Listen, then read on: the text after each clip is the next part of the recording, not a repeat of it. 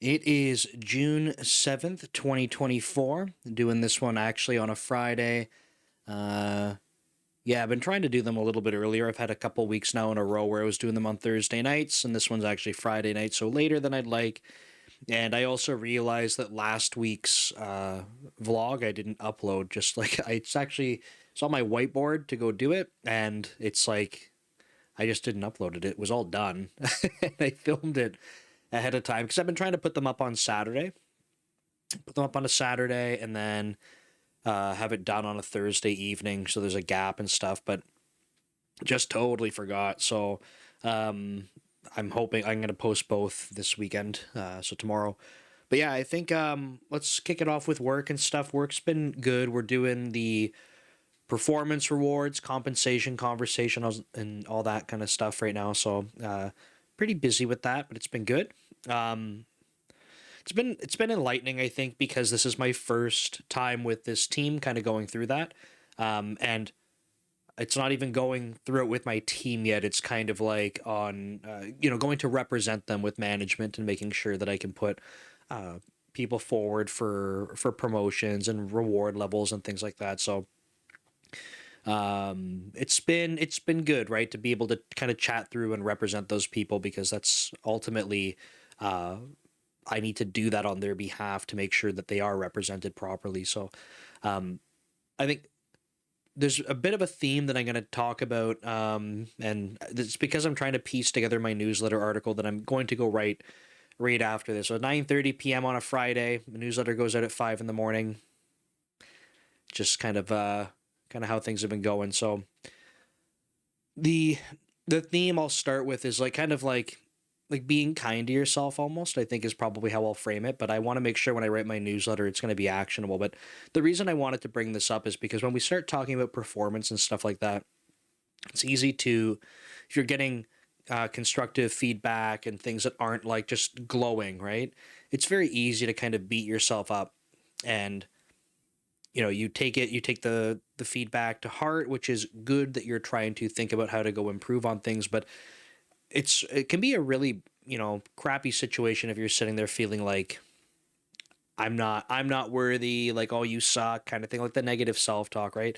I think that once you get into that kind of territory, it starts being not constructive. So I think it's easier said than done because people are working really hard, and when things aren't going quite how they'd expect, it's easy to start to feel that way. So kind of noticed, like, from conversations at work and stuff, that was something I was like, I think this is an important thing to bring some attention to, and it's going to kind of transfer over to some of the things I'm going to talk about in just a moment. But that's kind of the work update, I think. But overall, I would say good start to that, and the actual conversations with employees will be in a couple months still. So yeah, it's quite the dramatic difference in time between when we put things forward and when they come to realization. So that's cool. What else? Oh, so outside of work and before we get into content stuff, we got cats. It's a little bit spontaneous, but we picked up two cats. They're two ragdoll cats. They're very cute. They're in the next room over from me. At some point, I will bring them on and record with them and stuff. They're very small right now. They're very afraid of everything, right? So we're trying to give them some space in the room, make sure they feel safe there. We're periodically going in and saying hi, talking softly with them, but any sudden movements or loud sounds, you can tell they're very frightened. But it's been nice when we, if they're in their little like cat home that we have for them, if we're petting them and stuff, you can hear them purring very loudly. Like they're it's you can tell that they appreciate like the touch, and they don't like run away when you touch them. They're very much like they're fine, but it's the sounds and the movements and stuff that they're kind of like I don't know if I'm ready for this yet. And we have three dogs here, so we want to make sure that they're isolated from them to start with. They know that that bedroom becomes their safe place, and then that way we'll kind of introduce them. So very excited though. I grew up with cats, so in my adult life I never had cats, but like my whole childhood it was just cats, tons and tons of cats. So yeah, I'll be excited to bring them on and get them in some videos and stuff. But they're super cute, and we're excited for them. So that was kind of a nice little break. I took the day off work today. Actually, we went to go pick them up. It was about a 3 hour drive away and 3 hours back. So a lot of driving today. So that's cool. Side project stuff. We're still chugging along, making good progress. It's great. We have, I would say, almost full steam ahead across our different kind of cylinders. I was talking about. I think I mentioned this. Bringing on an individual. Who might be kind of working in a parallel space. We talked. There was interest, but I don't think it's a good fit. Not because of the individual, just timing for this individual. So ultimately, he had to pass, which is unfortunate. But totally respect that when you're doing side projects and stuff that they're going to require a ton of time. And this is going to keep leading to one of these directions of topics I want to talk about more. So but we feel energized. Like I said, we're making progress. There's four of us chipping away at this. There's a couple other individuals that I'd absolutely love to have on board, kind of working alongside us. But I think between timing for them and interest in the project space, it's not really there, which is totally fair. I don't want to force anyone, obviously, to work on something they're not super excited about. But I would be so excited to have them. So it's one of those things. But yeah, we're gonna keep making progress. We got some front end stuff. I think we're just gluing a couple of pieces together to get like a not quite an MVP, but to see some things working end to end. In terms of authentication and stuff like that, I think we have a couple more pieces to put together. So that'll be cool. It's been helpful. I've been using some of the YouTube content is coming from that, which is great. I love being able to leverage things that I'm building to show in YouTube, but we're not. It's not far enough along that I want to show more of it in terms of YouTube content. But we will start talking about it publicly probably over the next couple weeks. So yeah, it's exciting, and I'm happy that we're making progress. So there's that. Okay, and then content stuff. So this is gonna kind of go into like the theme of even my newsletter. So I wanted to kind of bridge the gap a little bit with what I was experiencing and kind of what I mentioned about like sharing feedback with people and having them kind of be hard on themselves type of thing. So I've been noticing I've been losing a ton of motivation, and this has to do with just working with social media. Like I'm extremely discouraged, and I can't like overstate that. It's like to the point where it's like I'm sitting here making content, like what I'm doing right now. I'm like, why am I doing this? Why am I making this content? Why am I bothering? And been reflecting on it a little bit, but it's been super frustrating. And one of the big things is like, so LinkedIn is one of the biggest platforms that I post on, aside from these videos, obviously.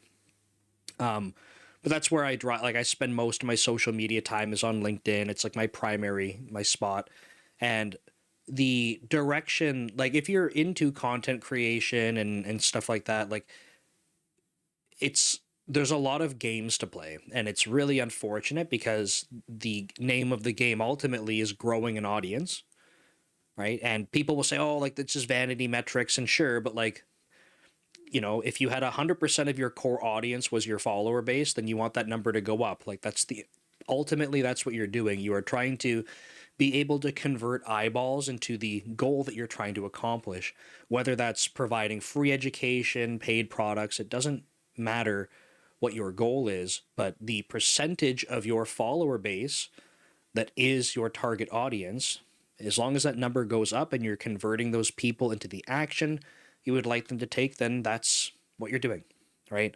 And that's why I'm trying to be very generic about that, because if you start to try and argue with that statement and say, well, if you're trying to sell a course or provide free education, like it doesn't matter what it is. That's like that's just fundamentally why people are on social media doing content creation. Their goals might be different, but you need a high conversion rate into whatever action you want people to take, and you want your percentage of followers or people that are getting impressions from your content, regardless of if they're your follower or not. I'm kind of joining those together. You want that percentage to be high, right? Not just random people, because then that's not super valuable. And then the third part is you want that number to keep going up, like the number of those individuals that you're having impressions upon. It's just you multiply those numbers and that's kind of your success factor. So The reason it's being frustrating for me is like I have been putting out educational content. This is the 18th month straight, whether it's YouTube videos, LinkedIn posts, blog articles. I've stopped writing blog articles for the past few weeks now. It's I have no time. But I'm noticing that like what's working on LinkedIn is basically just bullcrap. It's selfies, it's jokes, it's like it's just entertainment value that we're getting on Facebook 10 years ago. Like it feels very bad and it's working extremely well for people.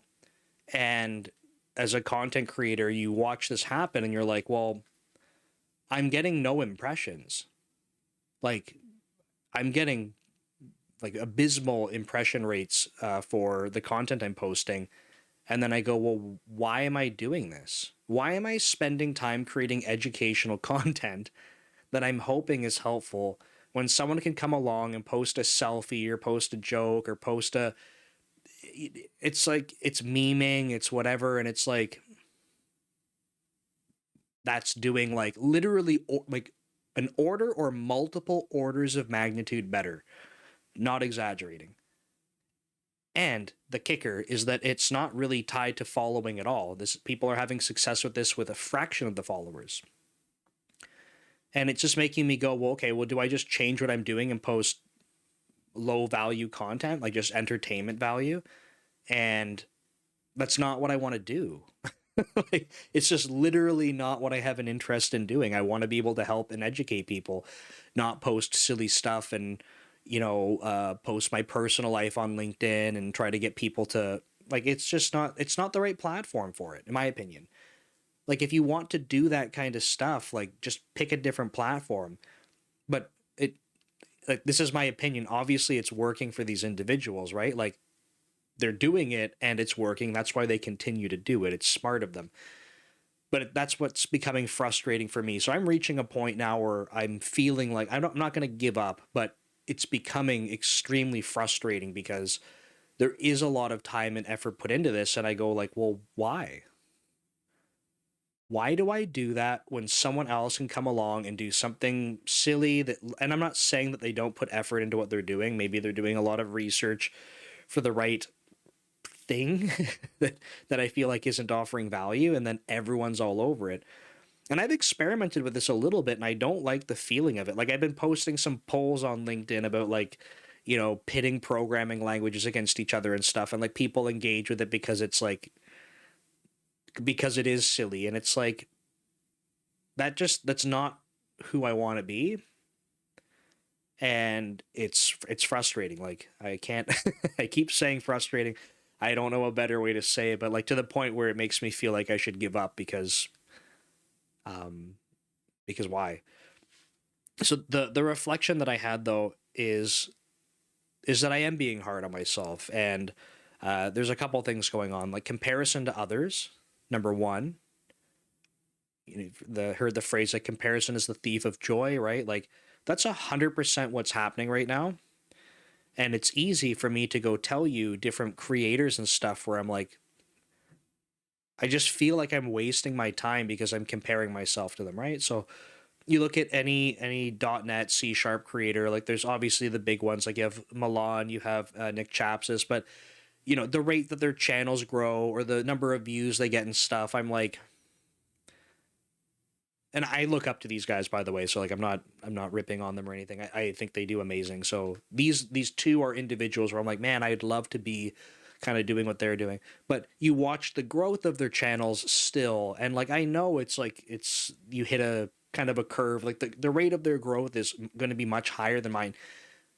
But like that's what I'm comparing myself to, and it's frustrating because I'm going, okay, like sure the channel's growing, but like they'll grow more in a week that I'll grow in a couple months kind of thing. And it's like, what am I like? Why? It just feels like I suck then, right? So like, why am I doing this if I'm so far behind? And then the flip side is like you pick a different platform, and I'm seeing people that like basically just my dogs are barking. Sorry, just created like LinkedIn accounts or social accounts, and they're posting whatever and growing rapidly, and I'm going, well, why am I bothering doing this? People that post newsletters at the same cadence as me that I don't personally don't think they necessarily have better experience. Maybe it's similar. Writing style, like I don't necessarily think it's better or worse or whatever. I think it's all comparable, but like orders of magnitude different like growth. And it's like, why? Like, what is going on? But all of this, the reason I'm saying this is not to say that I believe I am better than others. This is the comparison that happens in the back of my head. And it all comes back to comparison. And I started to realize this. It's hard to move away from it. So I'm not saying I fixed it, but it's like, that's what's making it frustrating. And then I took a moment to go look at analytics, right? I felt like my LinkedIn impressions have been terrible. I said this already on this recording. And I looked at a chart. I have the highest amount of LinkedIn impressions that I've ever had in my time posting on LinkedIn. Whatever I'm doing is working relative to what I have been doing, right? So there is continued growth. So it's not that what I'm doing is not working, it's that I'm comparing myself to others and going, how can they be so successful? And I'm not. I am successful. I have been growing. I have been doing everything I need to do, but I'm comparing myself. And I realize like I need to be more kind to myself because when that amount of frustration kicks in and you're kind of feeling, why do I bother? That's not going to help you get better. And the number one thing that we can do in this is like we stay consistent, right? Consistent with putting in the effort. So if I'm getting frustrated, being like, why am I doing this? And I take a break, give up, or whatever, it's like there are zero steps forward from that. So I think the other part that I wanted to mention is that we talk about burnout and stuff like this starts to lead to burnout because it's like it's not enjoyable when you're in this frame of mind because it goes from I'm not helping, like I don't feel like I'm helping people, I'm just trying to play catch up, and like that's not a game I want to play with my life in my spare time, right? I'm not dedicating all of this extra time to being like I'm just playing a catch up game. Um so anyway, I think I'm gonna write in my newsletter about this concept of like being kind to yourself so that you can reframe to drive progress, right? And how this can lead to burnout. So that's going to be the theme, and I wanted to share kind of like on here like my kind of my experiences going on. So I think that's probably about it. But I am excited to show you guys the cats when they're ready. So that'd be cool. And live streams have been going well. I got a bunch of interviews scheduled. I have responses now from Scott Hanselman and David Fowler to come on. We haven't got times yet, but I have both of them have emailed me back, so super stoked. Milan is going to come on. I think he had he had some like positive life experiences and stuff recently, so he's just saying like, hey, I need a bit more time. But it'll be cool to get him on the channel. I reached out to Nick Chapsis. I think he was super swamped when I reached out to him the first time, so I will ping him again because I'd like to interview him. But yeah, it's been good. I've been enjoying the conversations, and I think that might be it. Yeah, we'll leave it at that. Keep it under 20 minutes. Thank you so much for all your support. I hope you find these interesting. Sorry for sounding ranty, but this is. I'm hoping that putting this content out in the newsletter and the live stream that I do on Monday will kind of make me feel a little bit better and try to transform it into something positive so that I can get back on track and not feel so crappy. But yeah, thanks. We'll see you next time.